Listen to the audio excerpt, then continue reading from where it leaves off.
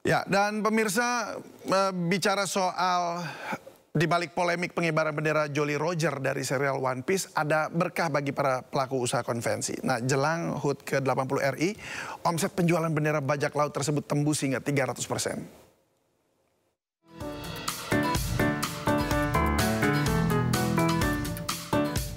Fenomena pengibaran bendera One Piece jelang HUT kemerdekaan Republik Indonesia membawa berkah tersendiri bagi para pengusaha konveksi.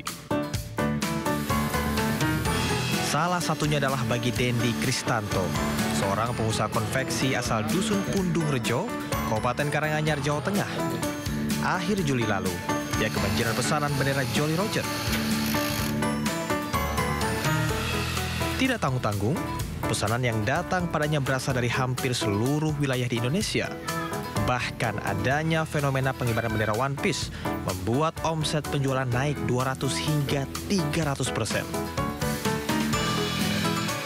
Kalau permintaan udah dari lama, Mas. Semenjak kita produksi udah ada permintaan, cuman kalau meledak baru di bulan Juli. Sudah ada ribuan bendera One Piece yang dipesan dengan berbagai ukuran. Banyaknya permintaan pelanggan membuat Dendi menggandeng penjahit dan UMKM lokal untuk mengerjakan pesanan. Dari Karanganyar, Jawa Tengah, Halim Mahfur, iNews melaporkan.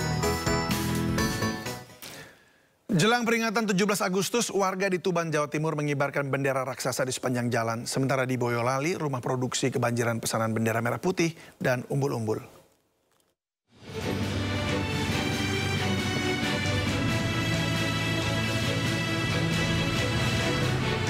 Semangat memperingati Hari Kemerdekaan RI 17 Agustus mulai terasa di berbagai penjuru daerah. Di Kabupaten Tuban, Jawa Timur, bendera berukuran raksasa terlihat di Jalan Wijaya Kusuma, Kelurahan Ronggomulyo, Kecamatan Tuban. Pemasangan bendera merah putih raksasa dengan ukuran panjang 1000 meter x 120 cm ini muncul dari warga yang ingin memeriahkan HUT ke-80 RI dengan cara berbeda. Uniknya, bendera raksasa itu dibuat tanpa sambungan dan dikerjakan oleh warga setempat menggunakan mesin jahit. Warga harus bekerja siang malam selama hampir 3 hari. Ke-80 supaya persatuan kita semakin panjang, cinta tanah air kita semakin panjang, dan kita bisa menikmati hasil pembangunan di Indonesia ini juga semakin panjang.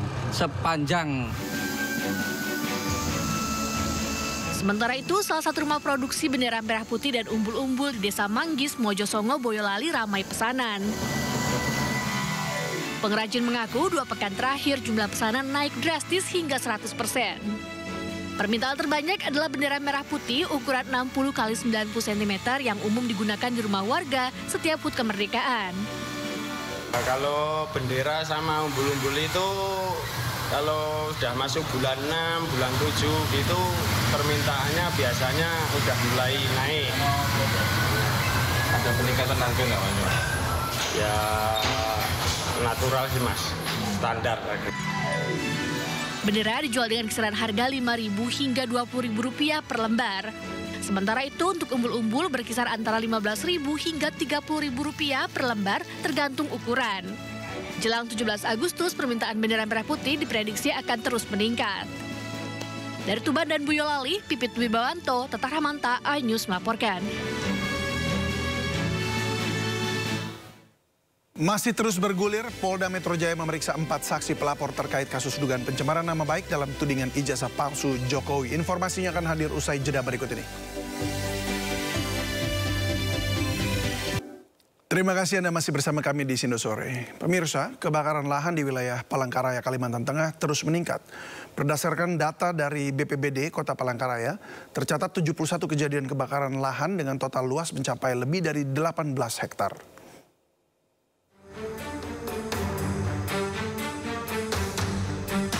Musim kemarau disertai cuaca ekstrim menjadi salah satu pemicu terjadinya kebakaran hutan dan lahan gambut di wilayah Palangkaraya, Kalimantan Tengah.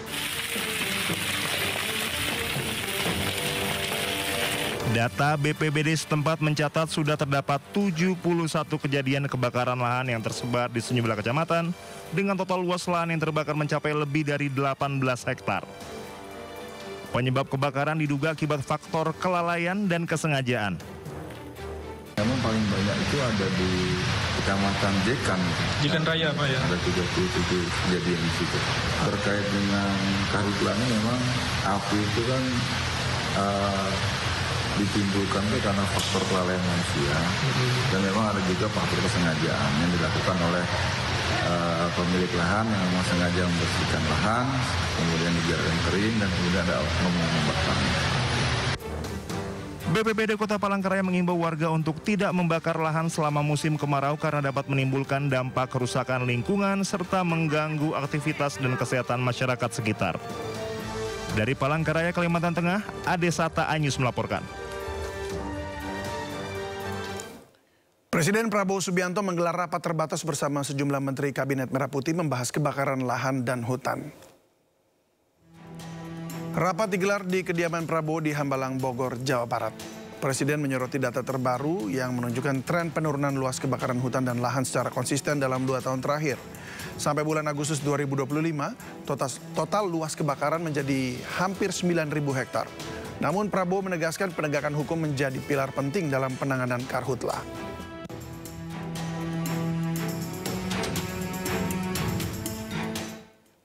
Proses hukum kasus ijazah Presiden ke-7 Republik Indonesia Joko Widodo masih terus bergulir. Hari ini, Polda Metro Jaya memeriksa 4 saksi pelapor atas dugaan pencemaran nama baik Jokowi dalam tudingan ijazah palsu.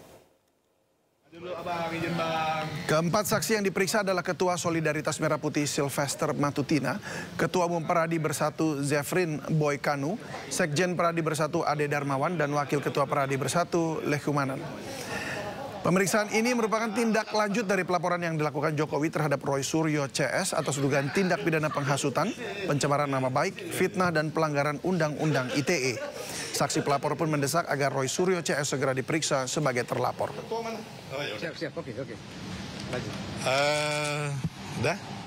Dan hari ini saya bersama Bang Ade Bayasid diminta datang untuk memberikan kesaksian dalam rangka penyidikan, yaitu mengenai indikasi 1 penghasutan, yang kedua pencemaran nama baik, yang ketiga fitnah, dan juga pelanggaran atau manipulasi Undang-Undang ITE yang dilaporkan oleh Bapak Insinyur Haji Joko Widodo, terus teman-teman relawan dan juga teman-teman pengacara yang... Kali ini kita dipanggil lagi, mungkin ada yang ingin ditanyakan lagi dan atau dilengkapi, karena gini, pernyataan ini saya kasih bocorannya ya, mungkin pernyataannya sumpah yang harus ditandatangani di sini sebagai saksi ya, karena kami saksi pelapor, ada pelapor dan saksi pelapor yang lain akan diikut diperiksa. Nah ini mungkin yang menjadi konteks pemeriksaan hari ini. Dan kedatangan kami hari ini selain mengklarifikasi apa yang disampaikan Bang Sylvester, juga adalah kami meminta dengan sangat Jumat Keramat segera periksa. Saya pengen Polda Metro Jaya melekat kepada dirinya tanpa pandang bulu, karena Polda Metro Jaya saya sangat mengerti cara menangani kasusnya sangat